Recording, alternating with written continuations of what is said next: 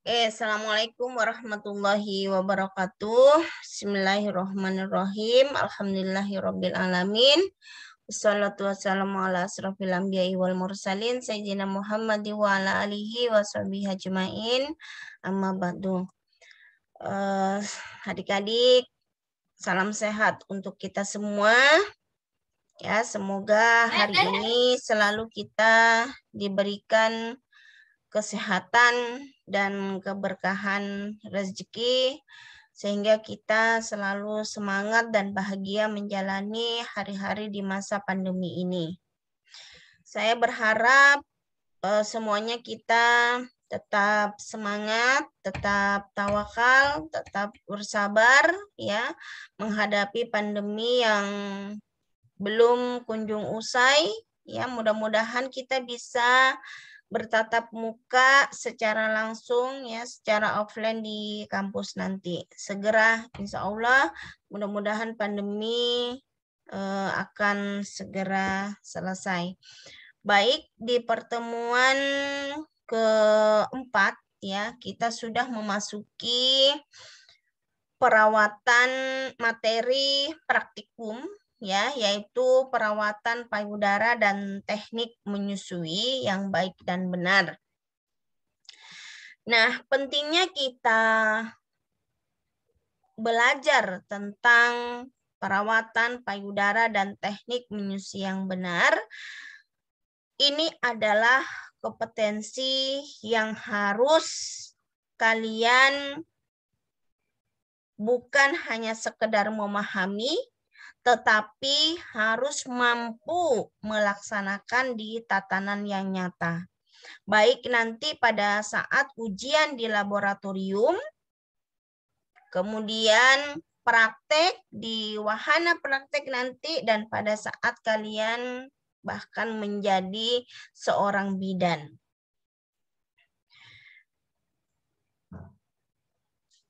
Baik, untuk perawatan payudara dan menyusui, ya, Ibu review dulu ya terkait anatomi dan fisiologi.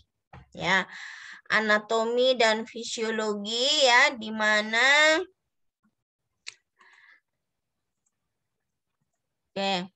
di mana anatomi payudara ya atau mame merupakan kelenjar yang terletak di bawah kulit ya, di atas otot dada. Fungsi dari payudara itu adalah memproduksi susu untuk nutrisi bayi. Nah, kita sudah belajar ya bagaimana manajemen laktasi, bahwa nutrisi yang terbaik itu adalah ASI, air susu ibu. Nah, di sini berat setiap individu, setiap manusia daripada payudara itu sendiri itu berbeda-beda. Ya, kurang lebih kira-kira 200 gram. Saat hamil itu sampai mencapai 400 gram. Pada saat menyusui itu lebih besar lagi sampai mencapai 800 gram. Gitu ya. Nah, ini adalah bagian-bagian ya, 3 bagian utama yang ada di payudara ya, mulai dari di sini lapisan kulit ya, stratum fibrosum, lobus ya. Ini berada di koste ke-6 ya, sampai ke otot ya di dalam, sampai ke jaringan-jaringan lemak. Tuh ya. Nah, maju ke depan, di sini banyak yang namanya ductus lactiferus. Di sini ya, kita sama-sama tahu fungsinya. Ductus lactiferus itu tempat memproduksi ASI. Ya, di sini.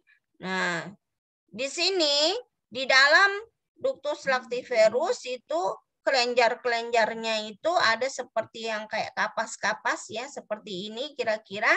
Itu ada di sini ada asini, air susu, dan alveolus. Nah, maju lagi ke depan ya. Ini namanya ampula. Ya, ampula. Nah, di sini yang serabut-serabut ini yang menghubungkan ductus lactiferus. Masuk lagi ke areola atau mons Montgomery ya, yang hitam-hitam itu ya, yang kecoklatan sampai ke hitam-hitaman itu. Nah, baru di sini ini adalah puting ya, puting susu tuh ya. Oke, baik. Nah, ini kira-kira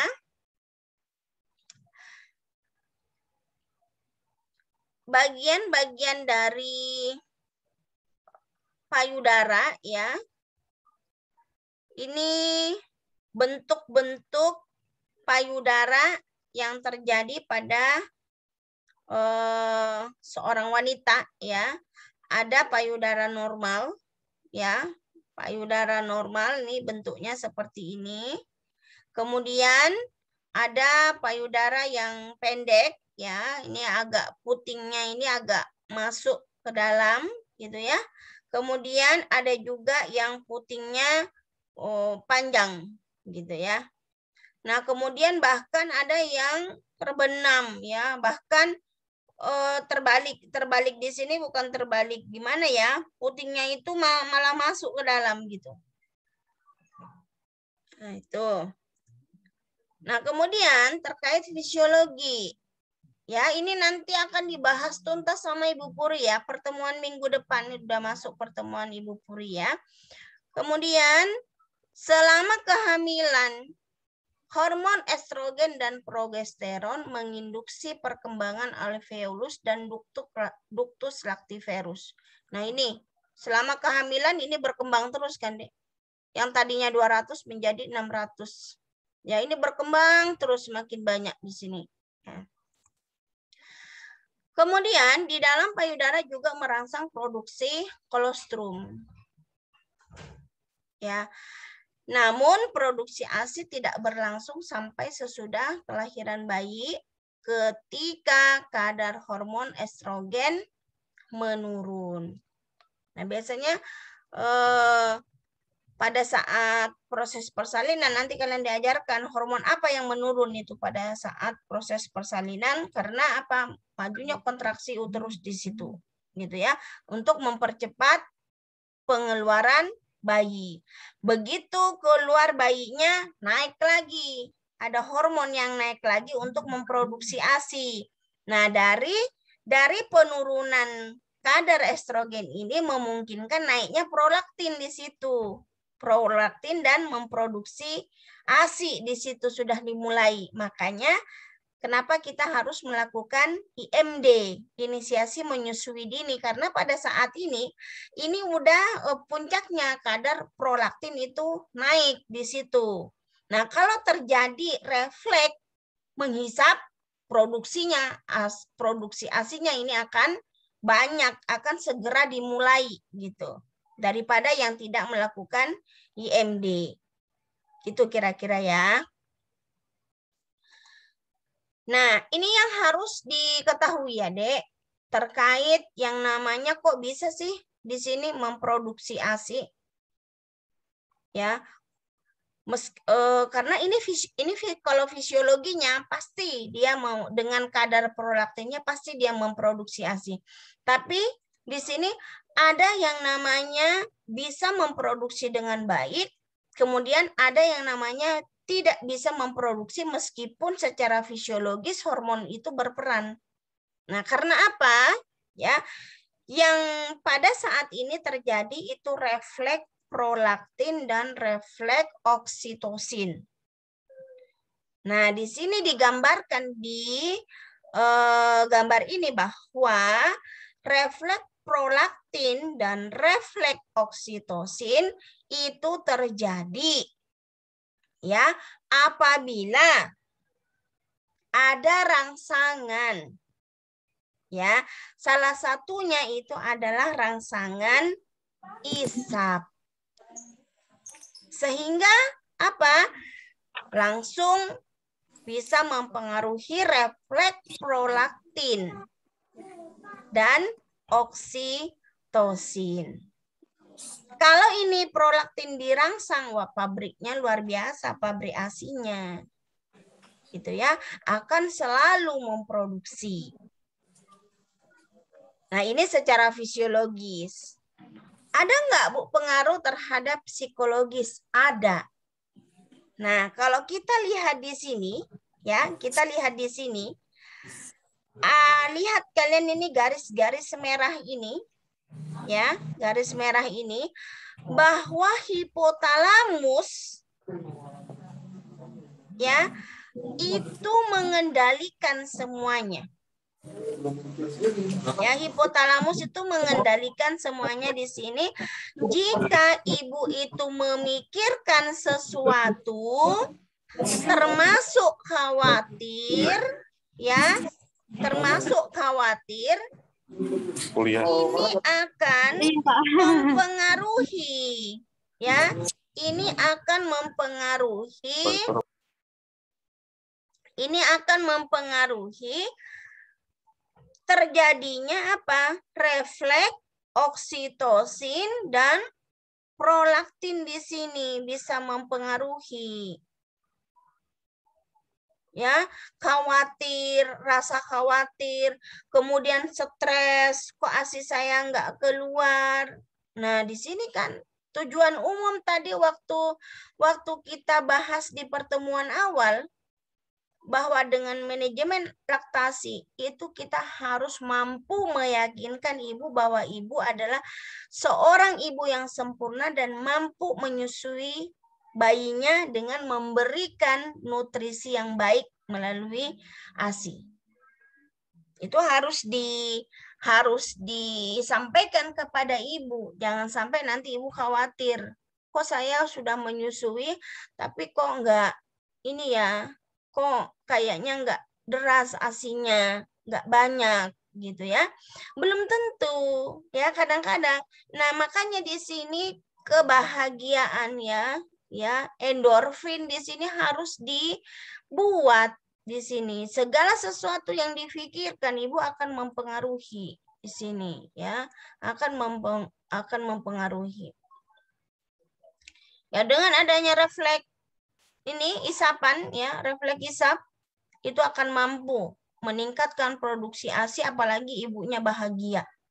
Apalagi di sini didekap dengan sempurna skin to skin. Bonding attachment di sini.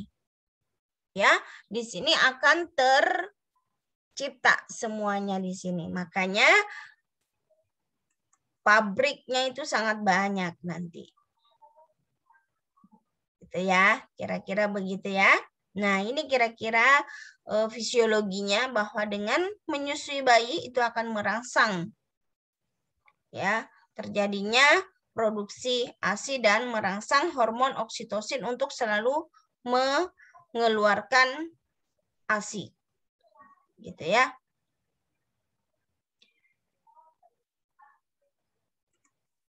Oke, baik. Nah, bagaimana supaya itu terjadi? Memang banyak upaya-upaya yang harus diperhatikan ya. Salah satunya di sini adalah perawatan payudara. Ya, banyak faktor yang mempengaruhi itu. Makanan juga, ketenangan jiwa, pikiran, penggunaan alat kontrasepsi, ya pola istirahat, gitu ya.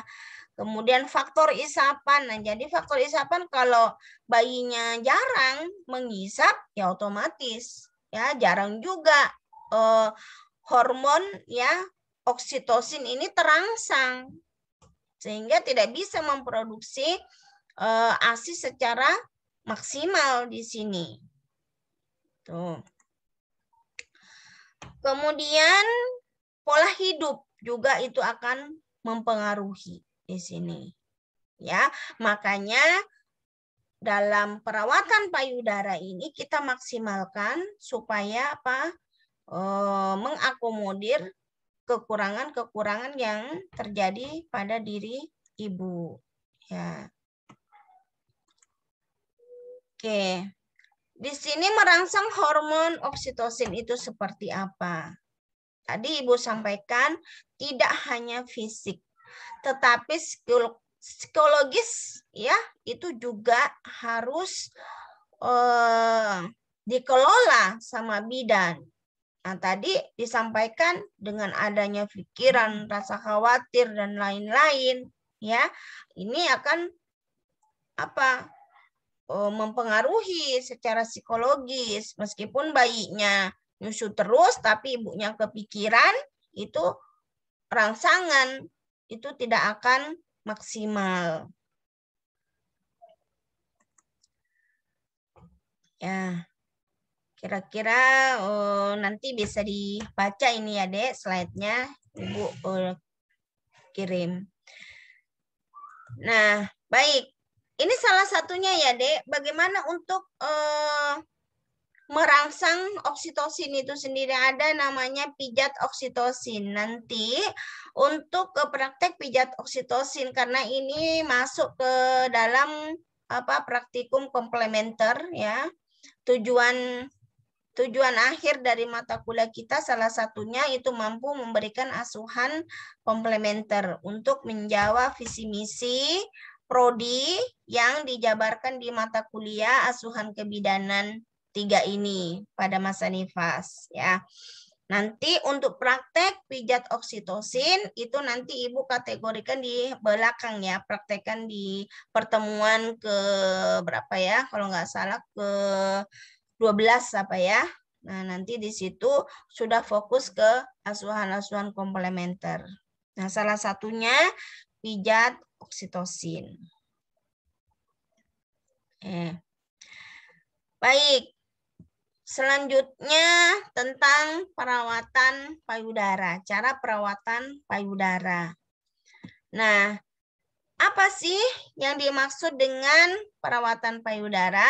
Segala usaha yang dilakukan ya agar kondisi payudara itu baik demi mencapai keberhasilan menyusui sebagai kelanjutan perawatan payudara pada masa kehamilan. Jadi tidak serta-merta pada masa nifas ini dilakukan payudara. Kita mulai dari masa kehamilan. Dari masa kehamilan berapa? Trimester ketiga. Tujuan perawatan payudara memperbaiki sirkulasi darah, mengencangkan otot-otot penyangga payudara, kemudian memperlancar pengeluaran secara maksimal dari ASI, melenturkan dan menguatkan puting susu ibu, mengeluarkan puting yang masuk ke dalam atau datar. Jadi dengan adanya kita melakukan perawatan payudara, kemudian ditambah lagi isapan bayi yang sesering mungkin, yang tadinya tadi ya yang bentuk-bentuk payudara itu ya, bahkan yang masuk ke dalam itu bisa mengeluarkan puting. Gitu ya, dengan adanya isapan dan perawatan payudara. Mempersiapkan kondisi ASI, memelihara kebersihan payudara. Nah, ini sebaiknya dilakukan sedini mungkin 1 sampai 2 hari setelah bayi lahir. Nah, langkah-langkah perawatannya, apa saja yang perlu dipersiapkan? Ini kita nggak usah banyak-banyak baskom ya. Di sini cukup 1 saja. Itu bisa berganti-ganti. Nanti ada baskom. Boleh kalian menggunakan 2, baskom hangat dan air biasa. Paslap 2, handuk 1. Handuk itu boleh 2. Ya, handuk itu boleh 2. Untuk di depan ya, di bawah payudara itu ya, bawah payudara dan untuk di punggung ya, untuk di punggung ke depan gitu ya, seperti andukan itu. Kemudian kapas ya, dan baby oil. Nah, saya sarankan minyak yang bikin sendiri aja, itu lebih bagus. Gitu. Oke. Lalu pertama yang dilanjutkan itu cuci tangan, ya. Cuci tangan terlebih dahulu 7 langkah dengan menggunakan sabun dan kita keringkan. Kemudian anjurkan pasien kita, ya, klien kita itu duduk bersandar atau tegak lurus, ya. Duduk di kursi itu boleh, gitu ya.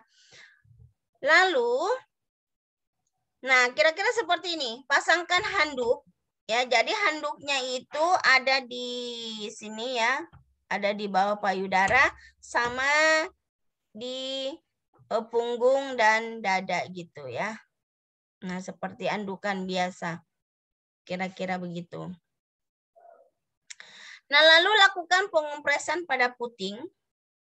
Ya, hati-hati jangan diputer-puter seperti apa, tetapi diusap halus hanya untuk mengangkat kotoran-kotoran yang menempel di puting atau dan sekitar areola. Gitu ya. Usap dengan searah jarum jam. Setelah itu baru licinkan tangan kita. Ya, ini seakan-akan tangan kita licinkan dengan mempersiapkan pengurutan. Ya, pengurutan payudara. Ya, pengurutan payudara dilakukan 15 sampai 20 kali boleh.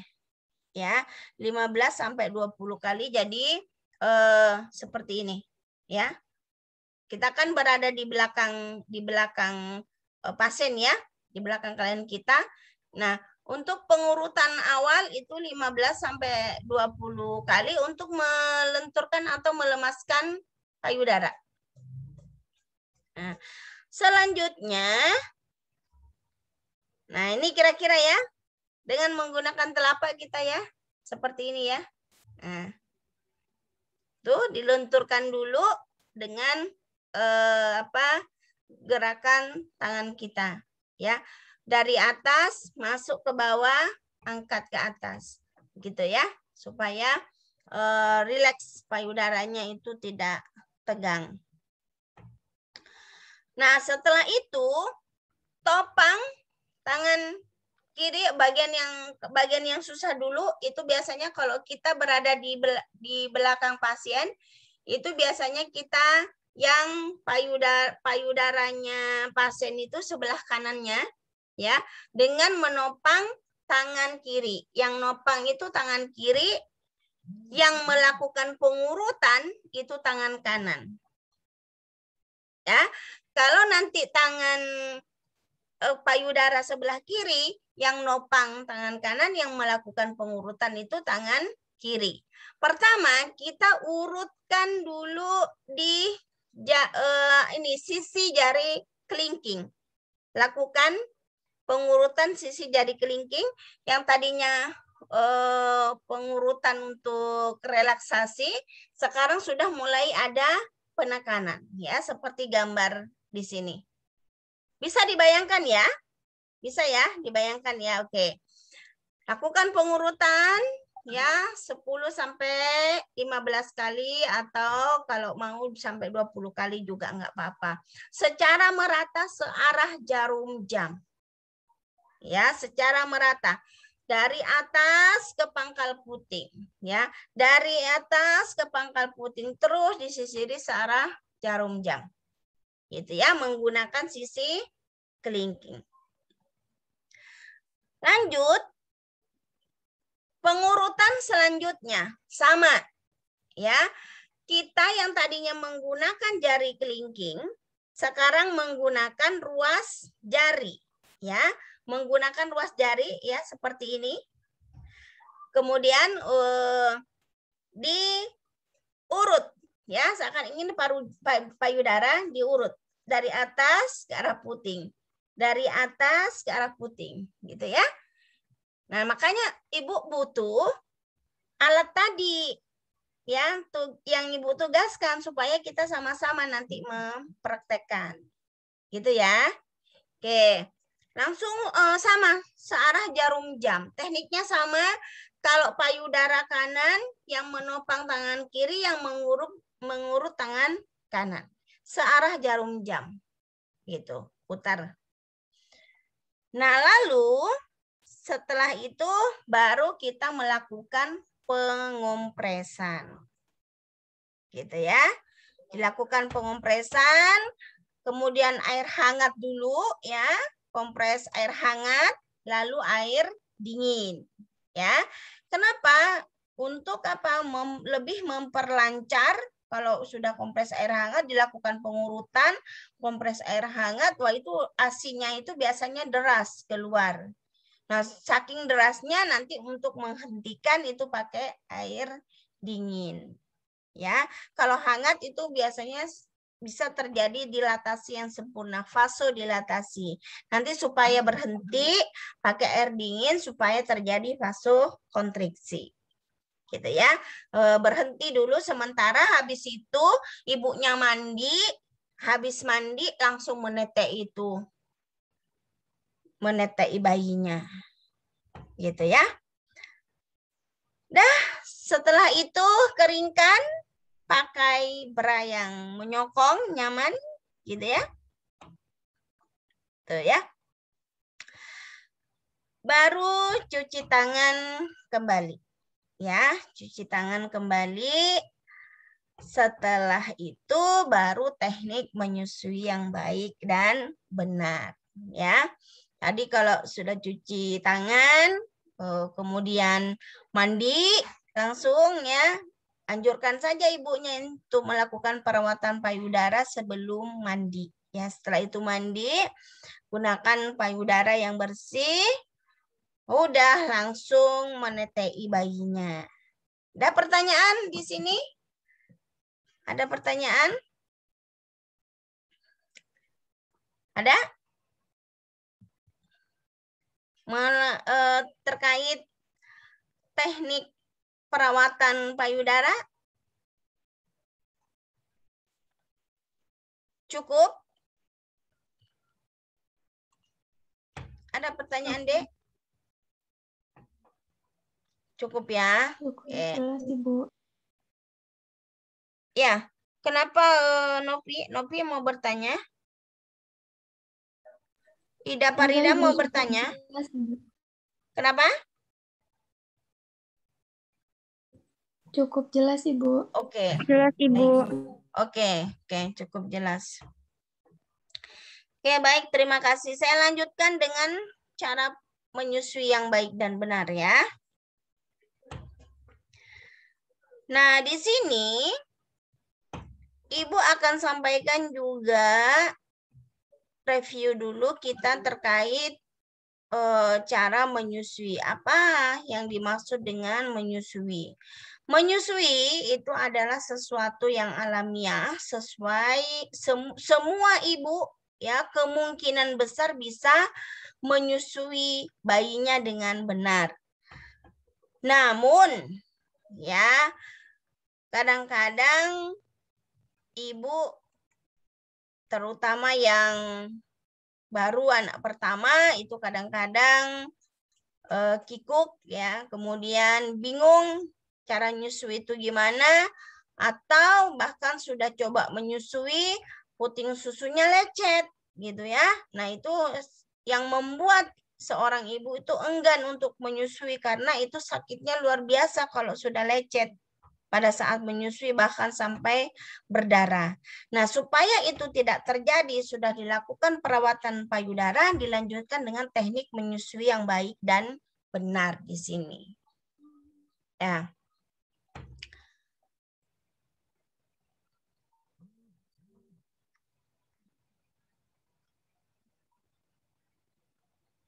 Oke, Bu lanjutkan. Tanda-tanda cukup ASI. Ya, kita sama-sama tahu nanti juga ini akan dibahas tuntas di manajemen laktasi ya. Jadi tadi apa yang Ibu sampaikan, jangan sampai Ibu itu merasa khawatir karena merasa ASINya kurang keluarnya. Ya, belum tentu. Dilihat dulu tanda-tanda kalau bayinya itu cukup ASI. Kalau dia bayinya itu menyusu 10-12 kali atau on demand, tidak ada batasan, sesering mungkin, ya, sesering mungkin itu menyusui bayinya itu nggak ada masalah, ya. Kemudian BAK-nya bayi, ya, lebih dari 6 kali itu cukup ASINya berarti, gitu ya. Itu coba dijelaskan sama ibunya, biar ibunya tidak khawatir. Kemudian BAB-nya lebih dari 4 kali, tetapi dengan tidak encer, ya, tidak encer, tidak berbau, tidak berbusa, gitu ya. Bahkan bisa agak-agak keras, ya, seperti tai kambing gitu ya. Nah, itu bagus, ya, tapi tidak keras banget, gitu ya. Kemudian tinjanya kekuningan di sini kayak butir-butir ini, ya, butiran putih gitu ya, ada susunya. Kemudian ini berarti bagus, ya, ASINya berarti bagus. Kemudian berat badannya naik. Ya, berat badannya naik. Jadi jangan sampai ibu tuh merasa khawatir, Bu, ini berat badan bayinya naik, Bu. Meskipun ibu tidak merasa alirannya itu sangat deras, tapi bayinya mampu menghisap dengan sempurna sehingga bisa mengakibatkan keluarnya ASI itu secara sempurna juga. Ini dibuktikan dengan berat badannya naik, gitu ya. Jadi ibunya tidak merasa khawatir lagi. Nah, ini banyak macam-macam posisi menyusui di sini ya. Macam-macam posisi menyusui. Itu ada yang cradle, cross cradle hold, football hold, sidle hold, dan lying position. Gitu ya.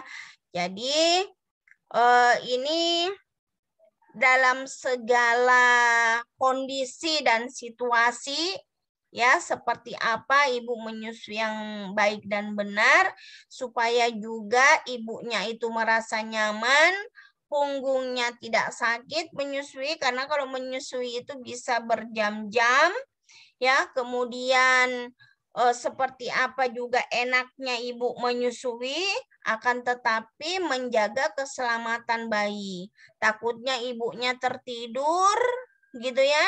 Kemudian payudaranya cukup besar sehingga menutupi hidung bayi. Nah, ini yang bisa mengakibatkan resiko-resiko pada bayi, namanya sudden death, gitu ya. Nah, jadi jangan sampai ini terjadi. Ini kita kasih penyuluhan kepada ibunya. Kalaupun ibu mau capek, lelah gitu ya, mau menyusui dengan cara berbaring, dengan cara tiduran seperti ini, setidaknya ada orang yang menunggu. Gitu ya. Biasanya ibunya kalau sudah payudaranya kosong itu luar biasa sekali enaknya gitu ya, nyenyak, ringan, sehingga bayinya tertidur pulas, kemudian ibunya juga bahkan tertidur pulas, gitu ya. Kemudian bagaimana juga menyusui pada bayi kembar. Nah, ini bisa dilihat ya di sini ya, menyusui pada bayi kembar itu seperti apa.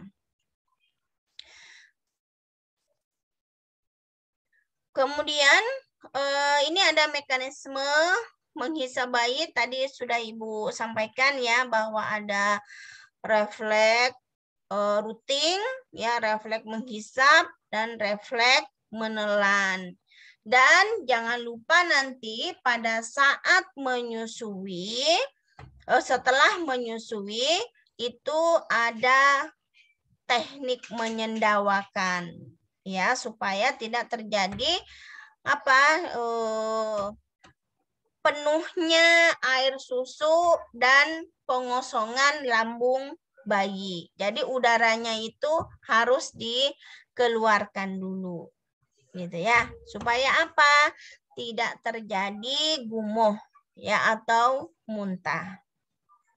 Itu tujuannya menyendawakan. Ini masalah-masalah yang sering terjadi, bayi bingung puting, bayi enggan menyusu, kondisi bayi sering menangis, bayi kembar, atau kondisi prematur ya. Tapi dengan kita memberikan penyuluhan yang adekuat, ini tidak akan terjadi. Ya, ini letak keberhasilan menyusui itu ada pada bidan dan ibu. Ya, sama-sama kooperatif. Nah, cara menyusui dengan benar. Siapkan alat. Ya. Di sini ada tisu, ada tempat sampah ya. Kemudian ada bantal. Di sini ada bantal. Lalu cuci tangan ya. Setiap kita mau nyusui itu kita harus cuci tangan. Kemudian buka baju ibu dan keluarkan sedikit ASI. Ya, keluarkan sedikit ASI-nya supaya apa? Itu melenturkan, melembabkan dan mencegah puting susu lecet. Ya. Nah, di sini keluarkan sedikit kemudian oleskan, ya. Ingat, tangan kita tidak boleh kotor. Ya. Sebelum dan sesudah harus cuci tangan tadi, wajib. Nah, baru memulai menyusui. Ya, letakkan payudara menghadap payudara ibu.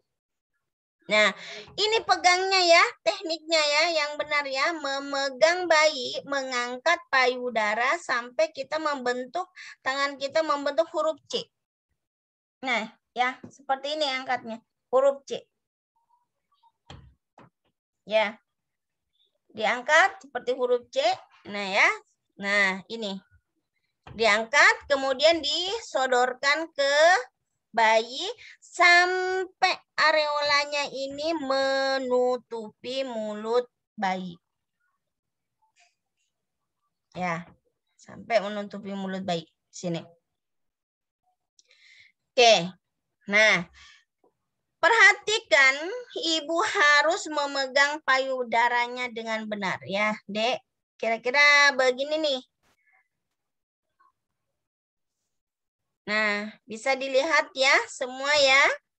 Seperti ini. Huruf C. Dan ibunya itu rileks. Megangnya itu mantep. Ya. Kalau susah boleh pakai bantal. Di belakangnya juga ibunya pakai bantal. Dan ibu itu memperhatikan bayi dengan senang. Dengan mengajaknya berbicara. Ya. Dengan memegang. Ya. Kemudian dengan melihat dan bahagia senyum. Ini akan apa tadi? Hormon ya. Hipotalamus memerintahkan hormon kebahagiaan di sini, akan tercipta juga hormon oksitosin dan prolaktin bisa memproduksi dengan maksimal. Gitu ya. Tadi ya garis merah yang saya sampaikan tadi di sebelum review perawatan payudara. Gitu ya, kira-kira seperti itu gambarannya. Nah, beri rangsangan pada bayi untuk membuka mulut. Nah, kadang-kadang ya, kadang-kadang ini bayinya terlelap nih, udah berjam-jam, mamanya udah capek, tapi masih kenceng gitu ya. Masih kenceng bayinya, ya, jangan ditarik. Itu yang bisa mengakibatkan lecet juga. Ya, mengakibatkan lecet di sini. Jangan ditarik. Caranya gimana? Ada teknik mengeluarkannya, gitu ya. Itu dengan biasa menggunakan jari kelingking atau jari telunjuk, itu boleh, gitu ya. Dengan cara dilebarkan, diginiin. Ya, diginiin. Terus boleh kalau sudah begitu, biasanya dia akan terlepas. Diginiin, dilebarkan, dia akan terlepas. Ya, kalau sudah terlepas dibantu boleh dikeluarkan putingnya. Gitu ya. Nah, ya. Ini semua masuk ya putingnya, areolanya ya. Jangan sampai nih mulut bayi nyusuin tuh di putingnya setengah ya. Itu yang sering mengakibatkan lecet. Itu ya, kalau lecet menyusui itu luar biasa sakitnya. Ya, sampai berdarah-darah. Oke, nah ini dia ya. Yang lebih ini ya, bisa menggunakan jari telunjuk atau jari kelingking. Nah, kalau sudah terlelap nih, mau tidur, udah deh. Gitu ya. Selesai, oleskan kembali. Ya, kalau sudah tertidur, bayinya ditaruh supaya lebih tidur nyenyak. Kemudian baru kita ngolesin ini lagi, ASI, keluarkan sedikit lagi, dioleskan lagi. Ya, supaya apa? Tetap lembab, tidak kering. Tuh, baru gunakan BH lagi yang cukup menyokong, baru disendawakan. Ini teknik-teknik menyendawakan, boleh. Ya, atau dengan cara tadi kalau sudah seperti ini biasanya dimiringkan saja ya, dipuk-puk di punggungnya dengan lembut ya, dengan jangan seperti ini ya. Nah, begini ya, dipuk-puk. Kalau sudah bunyi nah, udah, berarti udaranya sudah keluar ya. Nah, ini juga kalau dia nggak mau tidur, nah seperti ini. Biasanya kalau sudah diginiin, gendong-gendong sebentar, dia akan tertidur pulas. Gitu ya. Setelah itu, cuci tangan kembali. Baik, terima kasih. Itu yang bisa saya sampaikan untuk praktikum ya, materi praktikum perawatan payudara dan teknik menyusui yang baik dan benar.